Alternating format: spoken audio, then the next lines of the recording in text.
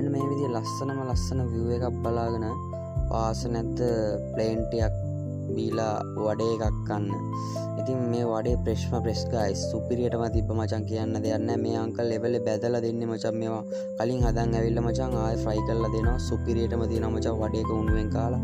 මේ වගේ ප්ලේන් ටිකක් බීගෙන මචං ඉතින් මේ වගේ view එකක් බලන්න තියෙන්නේ එකම තැනයි මචං. මේ මචං කොළඹ මීගමු පරණ පාර. මේ පාරේ මචං මේ හවසට මචං අනිවාර්යෙන් මේ වගේ බෝට්ටු 100ක් 200ක් නෙමෙයි මචං 1000ක් විතර එහෙට මෙහෙට යනවා මචං. ඒ කියන්නේ වරායේ ඉඳලා මචං ඔය කට්ටිය මුහුදට යනවා මචං. මේ කියන්නේ මාළු අල්ලන්නේ දීවර රස්සාවට. ඉතින් ඒ කට්ටියගේ ඉතින් මචං මේ ප්ලේස් එක නම් මචං ඔතන මේ උඹලට පේනවා ඇති.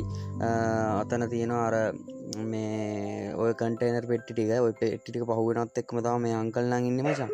ඉතින් මේ හරියටම මචං ඔන්න ඔය පාලම තියෙන්නේ. අන්න ඒ පාලම පහුවෙන්න කලින් තමයි මචං මේ අංකල් ඉන්නේ. උඹලත් ගියොත් සපෝට් එකක් දීපන්. ඉතින් දුප්පත් ව්‍යාපාරිකයන්ට අත දෙන්න ඕන මචං. ඒක මචං එකෙන්ම හදවතේ තියාගනින් කොහෙ ගියත් මාමයි ග්ලව්ස් දෙක ගන්න නැහැ මචං. මාත් දාන්න කියලා කිව්වා. කොහමද යාට හැදිලා තියෙන ලිටේ බෝ වෙන්නේ නැහැ කියලා නම් දන්නවා.